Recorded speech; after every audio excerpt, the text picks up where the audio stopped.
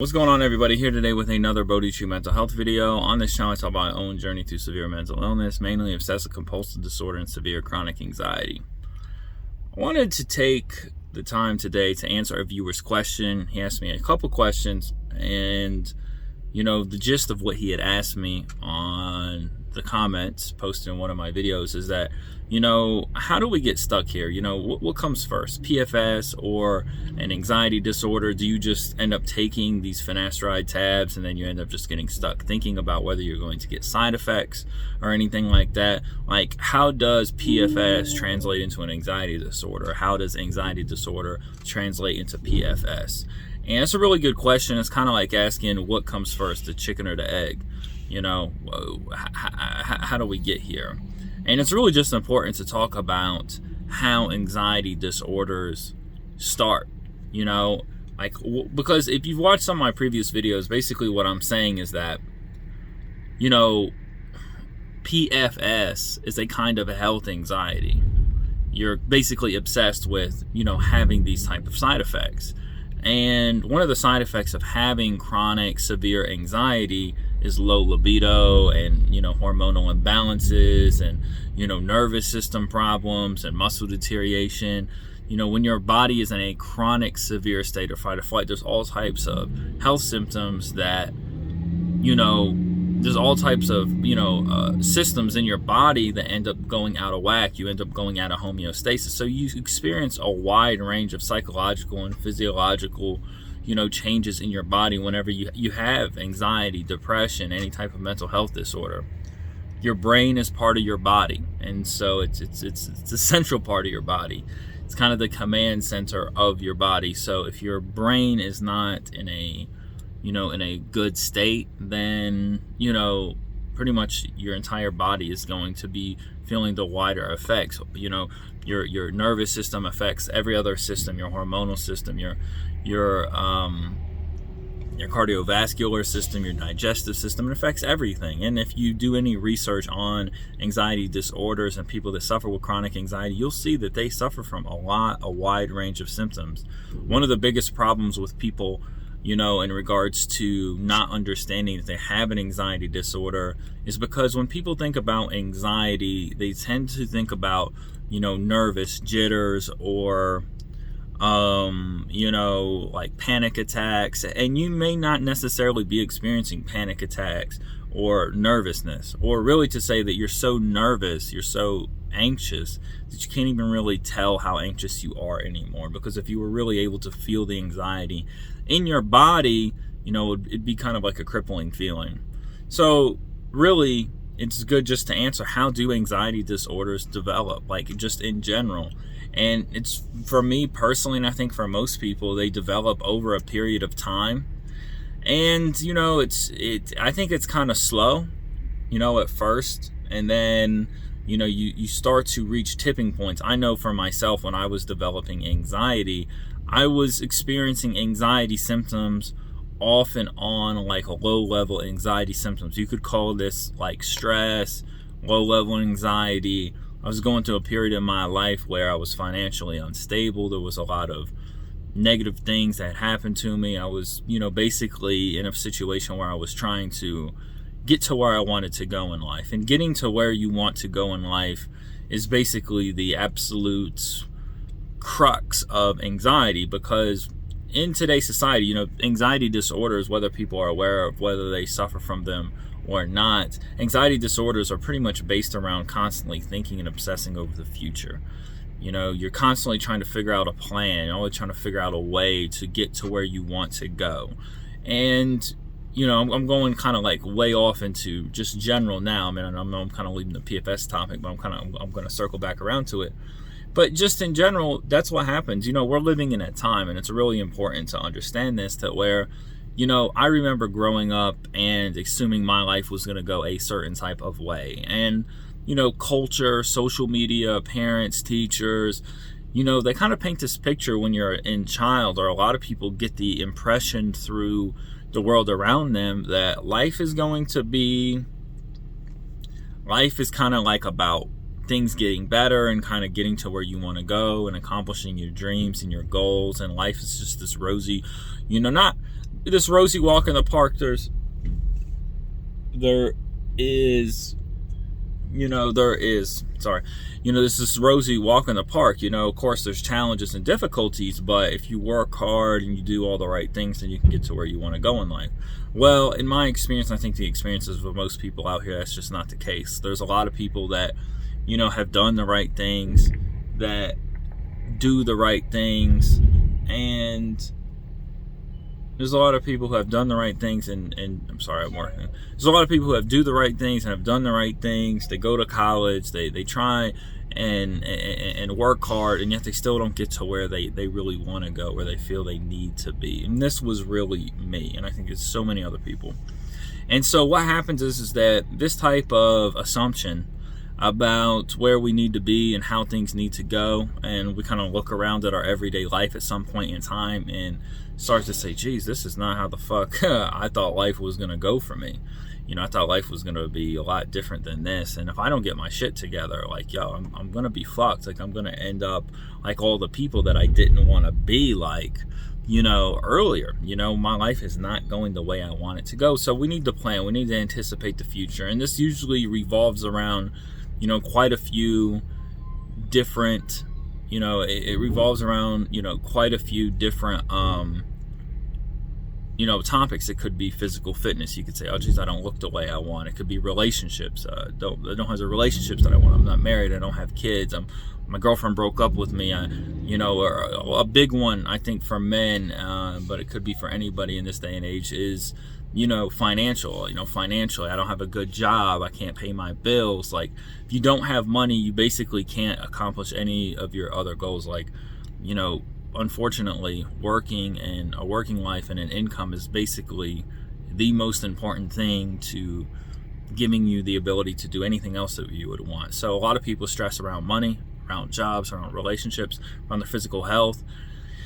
And, like for me at this period of time, actually things were actually going a little bit better in some areas of my life. At the time I started developing more severe anxiety. So I kind of was like going in and out of like, these stressful, kind of like, I was just kind of on this like constant kind of like, I wasn't like experiencing an anxiety disorder, say between, 2015 and 2017. It was probably around the end of 2017 when I really started to develop, an actual anxiety disorder. But between 2015 and 2017, it's about 2.5, 3 years, I'm kind of constantly like teetering, stress, just kind of going up and down with my mental health, you know what I mean? Starting a new job, and just so much change, so much uncertainty, trying to get my shit together. And at this point, it wasn't really affecting me severely. But what happened was in 2017, looking back, I started, worrying a lot about a lot of things, whether I worked out that day, whether, actually I used to worry about my hair loss. I used to worry about, I was just always thinking about how I wanted things to be in the future. And I was just kind of, so I just basically got into the habit of just thinking all the time. I was just overthinking all the time. And with my job being a truck driver, I have a lot of time alone. I have a lot of time. And actually at this time I was team driving, have a lot of time alone, and I had a lot of time to think about different stuff. And so this kind of just compounded that problem even more. And so what ended up happening, is that I ended up taking finasteride, and, I was on finasteride, and, I remember at some point, like I just had the thought about what if I was experiencing these side effects, and I started to just kind of like, basically like anxiety disorders and mental health problems are basically around trying to control uncomfortable emotions. You experience, mainly in anxiety disorders, you experience anxiety, some sense of anxiety, some sense of urgency, and you usually try and check, cope, or control it. So you kind of just maybe checking, hey, is my libido is good? Like, am I experiencing these side effects? Maybe you're reading online about different things, so you start becoming nervous, and because you're already like an overthinker, you're already kind of stressed and kind of limbo, you end up getting like really worked up about having this post-finasteride syndrome.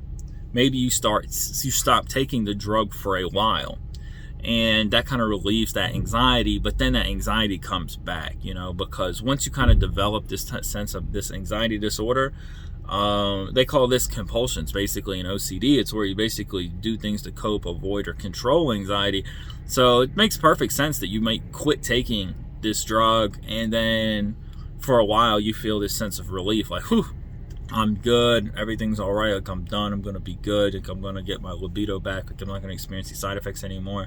And then a couple weeks later, bam, like you just get hit like even harder by anxiety, and you just kind of crash, and so, all severe OCD and anxiety disorders kind of come with a crash, especially OCD for sure kind of comes with this kind of point in time where you just kind of crash. And so, with PFS, basically you're probably stressed, overthinker, low-key anxious all the time, and for some reason, your mind shot up some feelings, some thoughts, around this. Most people that take finasteride are somewhat aware of the side effects, right? And so they end up taking this, they end up kind of getting themselves worked up about this, and they kind of go from being like a low-key, maybe not having an anxiety, they either may have an anxiety disorder already, but it's like, I'd say it's like subclinical, meaning that they may not meet the full criteria for an anxiety disorder, but they have, they're leaning towards that. They're very close. They're teetering on the edge of becoming a chronically anxious individual, just kind of spinning out of control. And so what happens is that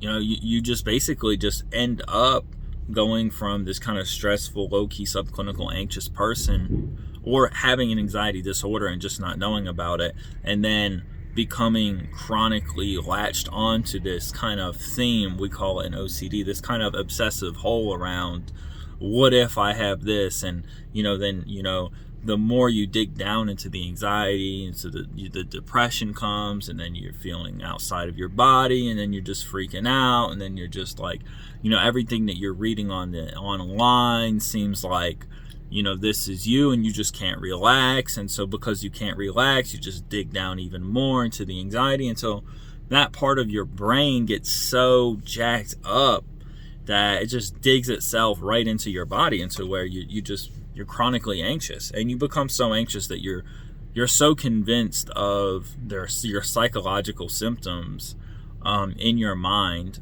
that you're no longer aware of how you feel. So you can't just sit here and just be like, wow, I'm really fucking anxious about this, because the anxiety is so overwhelming that you're completely fused with your thoughts, with that little voice in the back of your mind that's not really supposed to be there all the time.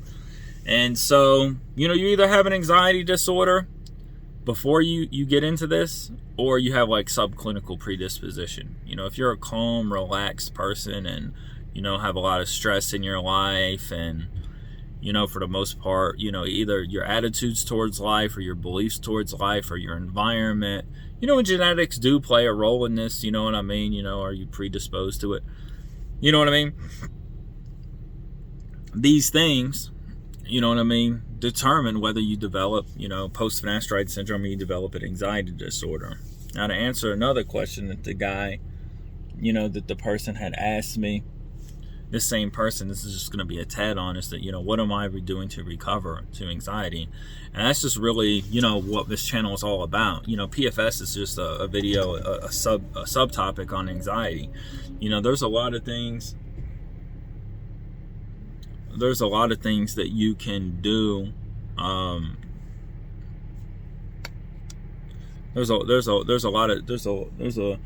a lot of things that you can do to recover from anxiety, but the main thing is just practicing what I talk about the most on this channel. You have to learn to be with the anxiety. You have to learn not to engage with the psychological symptoms. That's really the only way. You have to learn to see yourself separate from your anxiety, separate from your thoughts, and live through them. And there's a lot of therapy. This is called, really in the basics, it's just called mindfulness. There's a whole therapy called acceptance and commitment therapy, which is basically just about this. It's about practicing mindfulness while doing the things that you value, which is basically like determining where you want to go in life. So if you want to, if you're going to work, if you say, if you're out of work, or if you're whatever. Anxiety is typically stopping you from just living a normal life once it gets to a certain level. So, you have to basically re-engage with a normal life. And you want to practice accepting your feelings and emotions while you do that. You want to practice, you want to practice being present while you are looking for a job, interviewing for a job. You want to learn to develop this type of ability to be with your anxiety and not engage with it. And this kind of distance between yourself and your thoughts will start to close over a long period of time. It may be going to be probably pretty uncomfortable and a pretty strange and very disturbing experience. I've been on this journey for 3 years and my anxiety was incredibly bad. I'm very lucky to be here and to have made the progress that I've made and continue to make progress. But essentially, that's what you have to do. And there's other things that you can do, of course, like diet, exercise,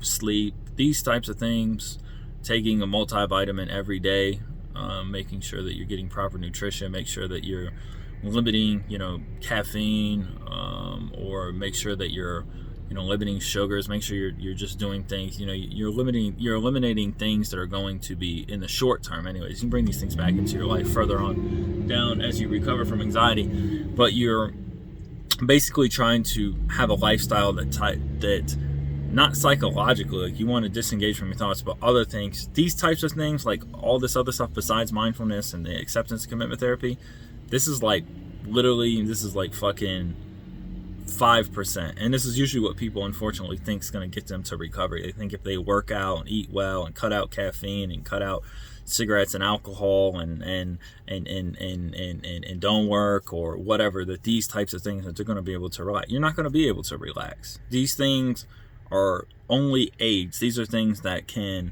contribute to the recovery process. But the 99%, you will not recover from PFS or any anxiety or mental health condition until you learn to be present with your thoughts and feelings and start to live through them. It's just never, ever going to happen. It can't happen because the mind can't calm down as long as you keep on engaging with the mind.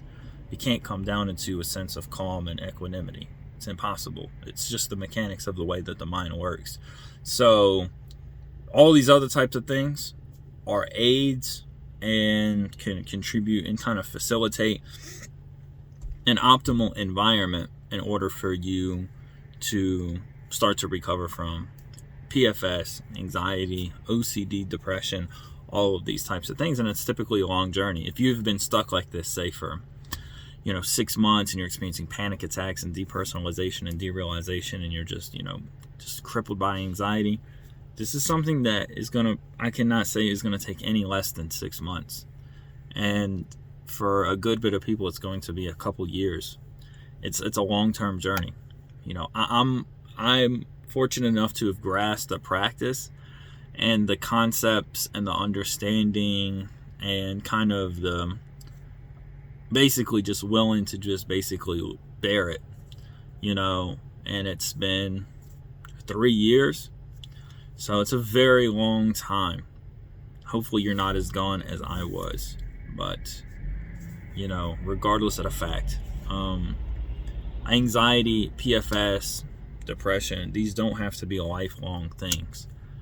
It's better that if it takes you 5 years to recover, if it takes you even 10 years to recover, it's better to recover at some point than not recover, at all, than to live like this lifelong. Because if you have an anxiety disorder, like one of these anxiety disorders, you have these type of psychological mood disorders, you have this chronic type of anxiety and depression and symptoms, these things will not go away.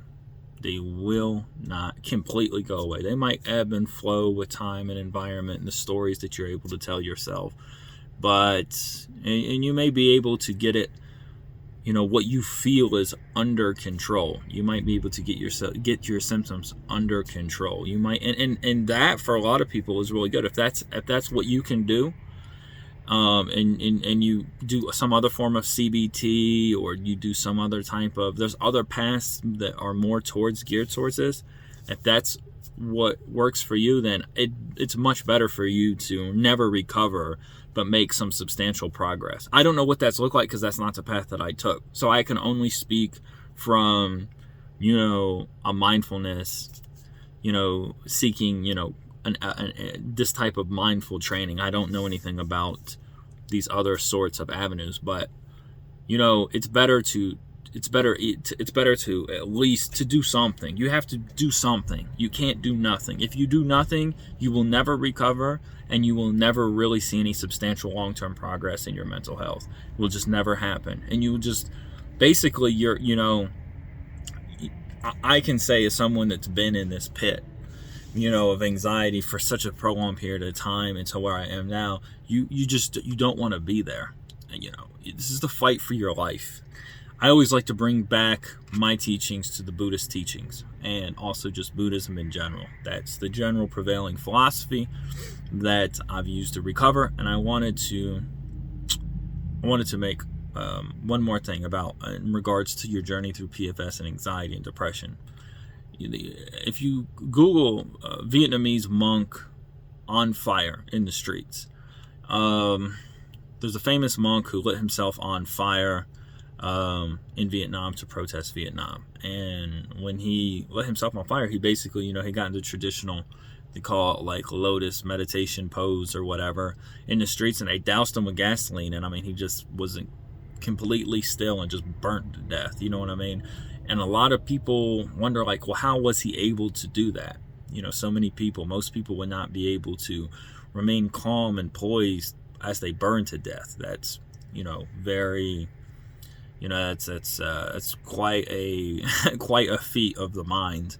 But in OCD and anxiety and depression and this type of recovery, you have to be the same way. You're going to experience tremendous suffering, and you have to bear it.